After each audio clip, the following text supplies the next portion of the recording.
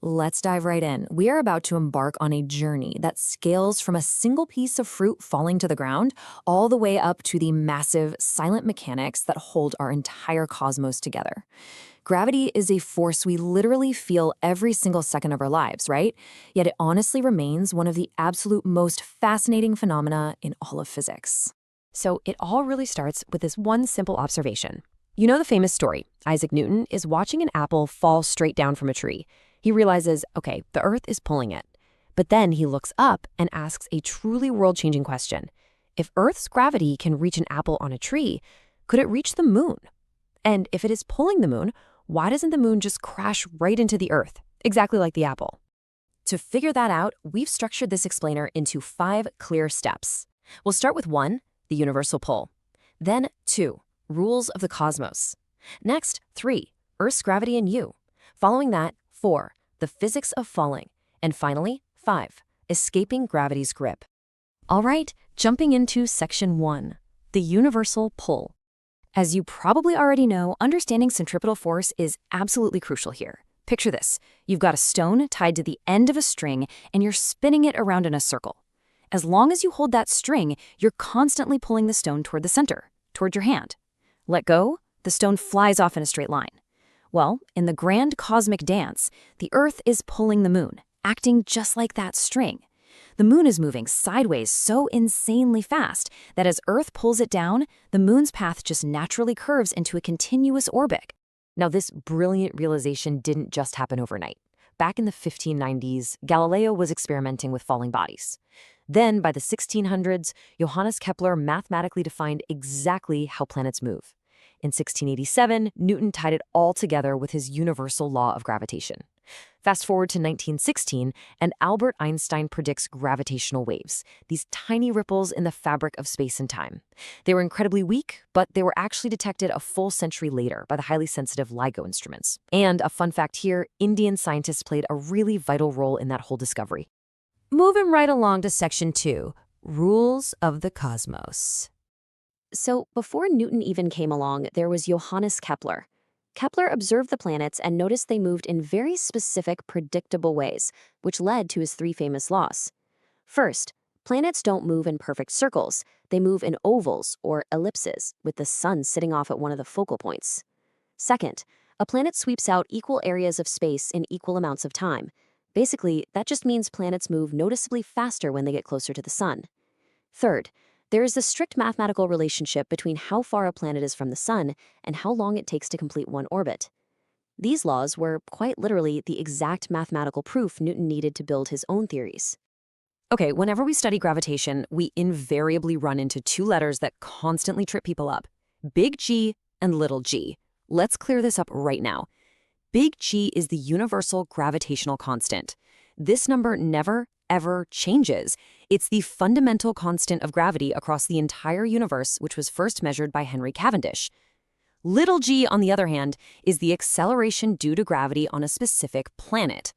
On Earth, little g is about 9.8 meters per second squared, but it's totally different on the Moon or Mars. Think of it this way. Big G is the universal rule, and little g is your local result. Let's bring things closer to home with section 3, Earth's gravity and you. Time to bust a massive everyday myth. We are constantly confusing mass and weight. Mass is simply the amount of matter inside an object. It's measured in kilograms, and it is identically the same whether you're standing on Earth, bouncing on the moon, or just floating out in deep space. Weight, however, is a force. It's the actual gravitational pull that a planet exerts on your mass. Because it's a force, it's measured in newtons. So if you have a mass of 75 kilograms, your actual weight on Earth is about 735 newtons. When you step on a bathroom scale, it's measuring force, but just handing you a readout in mass. Scientifically speaking, your weight literally changes depending on exactly where you are. And I mean, your weight changes even if you just stay right here on Earth. Because the Earth spins, it isn't a perfect sphere, it slightly bulges out at the equator and is flattened at the poles. Since you're physically closer to the Earth's center at the poles, gravity, that little g we talked about, is actually highest there. It's lowest at the equator. Plus, if you fly up in an airplane, gravity decreases because you're moving farther away from Earth's center. But here's the truly wild part. If you dig deep underground, gravity also decreases. Why? Because there's literally less Earth mass beneath you pulling you downward. Which naturally leads us to a fascinating thought experiment. If you traveled exactly to the center of the Earth, what would the value of gravity be? It would be zero. Yep, zero. You'd have equal amounts of Earth pulling you from every single direction, completely canceling out the entire force of gravity. Next up, Section 4, the physics of falling. We toss the term free fall around casually all the time, but in physics, it has a highly strict definition. An object is in free fall only when it moves exclusively under the influence of Earth's gravitational pull, with absolutely zero other forces acting on it. When you drop a stone, it feels like free fall, but air resistance is actually pushing up against it. True free fall, that can only ever happen in a perfect vacuum where there's no air at all. And this brings us to one of the most beautiful absolutes in all of physics. Around the year 1590, Galileo supposedly dropped different weights from the Leaning Tower of Pisa to prove that an object's mass doesn't affect how fast it falls.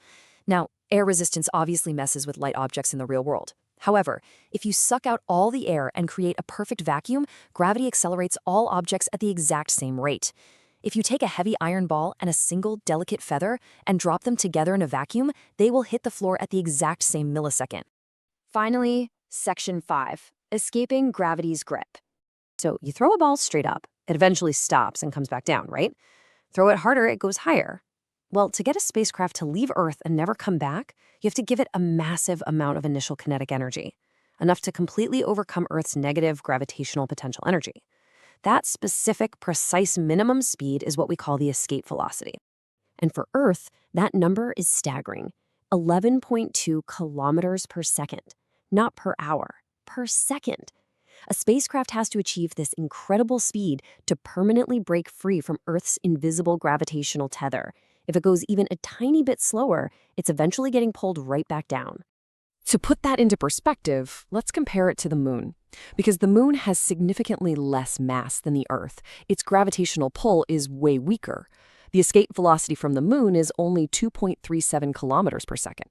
This perfectly explains why launching rockets from the Earth requires massive, skyscraper-sized boosters burning literally tons of fuel, while the Apollo astronauts could launch right off the lunar surface in a tiny little module. But wait, this brings up a massive question for this explainer, and perhaps the single most widely misunderstood secret we're going to tackle today. We've all seen the footage. Astronauts floating around the International Space Station, doing somersaults, dropping water droplets that just hover in midair. If gravity has an infinite reach, why do they look totally weightless up there? Okay, the whole zero gravity in space thing, total myth. It's entirely false. At the altitude where the space station actually orbits, Earth's gravity is still incredibly strong. In fact, it's only reduced by about 11% compared to down here on the surface. Earth is pulling down on that space station almost exactly as hard as it pulls on you and me. So, here's the real secret. They are not floating without gravity. The astronauts, the ship, and everything inside it are in a continuous state of free fall. Remember the stone on the string analogy? The space station is moving sideways at such a massive speed that as Earth's gravity pulls it downward, the curved surface of the Earth literally just drops away beneath it.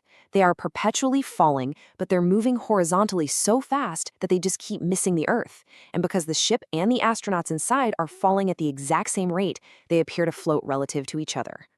It's just wild to think about. Gravity is actually the weakest of all the fundamental forces in nature. Seriously, a tiny little fridge magnet can completely defeat the gravitational pull of the entire Earth. Yet, because celestial bodies have such colossal mass, this seemingly weak force dictates the movement of planets, the birth of stars, and the shape of the entire universe. It binds an apple to the ground, and it literally holds galaxies together across billions of light years. So the next time you drop your keys, remember you're witnessing the exact same force that holds the moon in the sky. Which kind of leaves you wondering, what other invisible forces are shaping our lives right